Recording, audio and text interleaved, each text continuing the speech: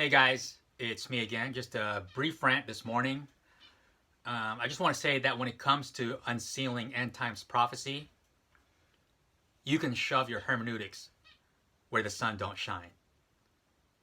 It has no place when it comes to unsealing the end times prophecy, particularly when it comes to the topic of the rapture and trying to crack that rapture code. See, all these people who went through seminary, I'm just going to say it plainly, they're full of themselves. And they view themselves as the authority when it comes to things of God. And since they have no clue on when the rapture is going to happen, they're going to stick to the often quoted verse, nobody knows the day or the hour, which we know has nothing to do with the rapture. It is a twist by Satan to use that term to mean that we'll never know the day or the hour, because that is just a lie from the very pits of hell. So what do we need to unseal the end times prophecy? We just need men and women who are humble and are desperately seeking the Lord and are desperately looking to our glorious appearing, the rapture. That's all we need. We need faithful men and women who will continue to seek the Lord on this topic.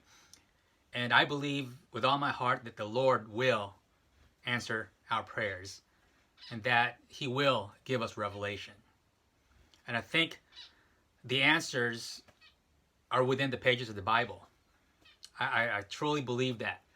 And, hermeneutics is kind of like the buzzword for all these scholarly types who think they are the authority when it comes to things of God. They're not. They truly are not. But they like to use these terms, and they think they can understand God scientifically. And by scientifically, I'm talking about a method. They think they have this perfect technique that they can rightly divide the Word of God just because they went through seminary. No. There's a place for, hermeneutics or whatever else big word they like to use to try to impress us. Like when it comes to certain difficult passages in the Bible, when it comes to doctrine. There's a place for that. I'm not saying it's useless. But when it comes to cracking the rapture code, it is absolutely useless. We need to go straight to the source. We need to look within the pages of the scripture. We need to ask Jesus to reveal it to us somehow in a dream, in a vision, by reading the stars and the moon. I mean, God put it up there for science. He said so himself. It's not some weird thing.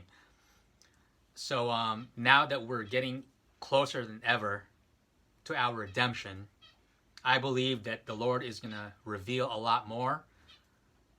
So it's kind of like a gold rush, like a Wild West. And instead of gold, though, it is God's revelation when it comes to the rapture. So we just need to go to find that gold mine and seek the Lord, and I believe He will reveal it to us. I believe that, as Revelation 3:3 strongly suggests, we can absolutely know the day and the hour, especially as we draw closer to it. We see that day approaching clearer than we ever have. We've got to be it, guys. And like I said, I believe it's within the pages of the Bible and in the skies. If you can do all that stellarium thing, if you have a gift for deciphering those things, more power to you. Do that, but always use discernment. And I believe when we're reading the Bible, trying to search for clues pertaining to the rapture, we need to read it in an unconventional way. We need to be led by the Spirit. We can't read it in a straightforward manner. Now, I understand that reading the Bible this way can open up a can of worms, basically.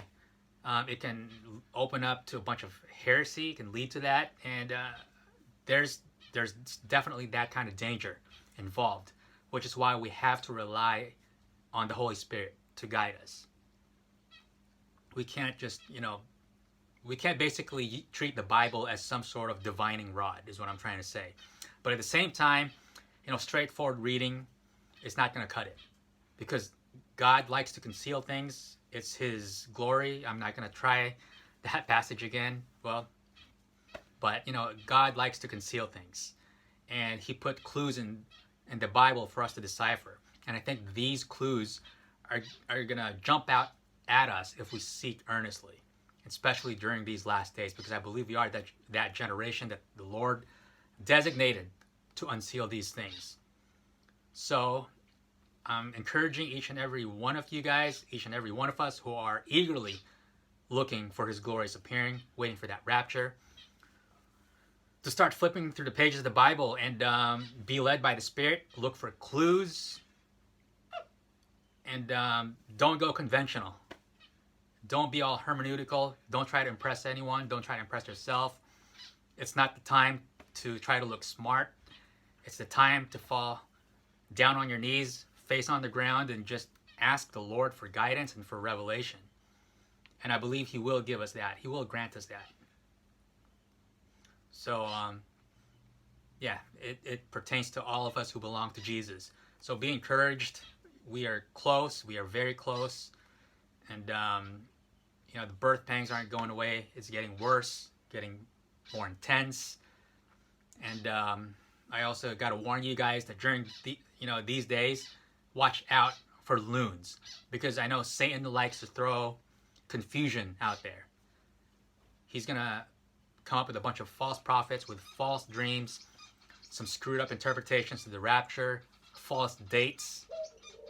And you run into enough of these and you're going to start thinking that everybody else is just full of it. And that's not going to be the case. Somebody out there, it could be you.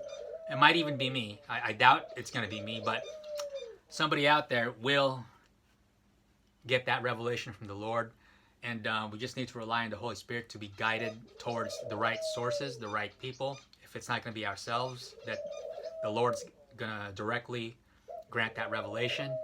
But just be warned that Satan's counterfeits are going to be all over the place as well. So you got to watch out for those. And a lot of them are going to look really sincere and very convincing. And their main purpose is to sow confusion and ultimately discouragement, as though we'll never ever figure this thing out. So we might as well just stop looking. That's the end game of the enemy. It's for us to lose our hope and take our eyes off of the sky, take our eyes off of Jesus. And it must be a big deal for the enemy, for us to be bummed. Don't let the enemy do that. And it's a big deal for us to be watching, because Jesus always tells us to watch. And Paul tells us there's a crown that's waiting for all of us who eagerly look for His appearing. And like I mentioned before, I personally don't understand what the big deal is about getting this shiny old thing on my head. But the Bible makes a big deal out of it. So we better make a big deal out of it as well. So that's all I got to say. Thank you guys for watching. I'll see you next time. Hopefully there won't be a next time.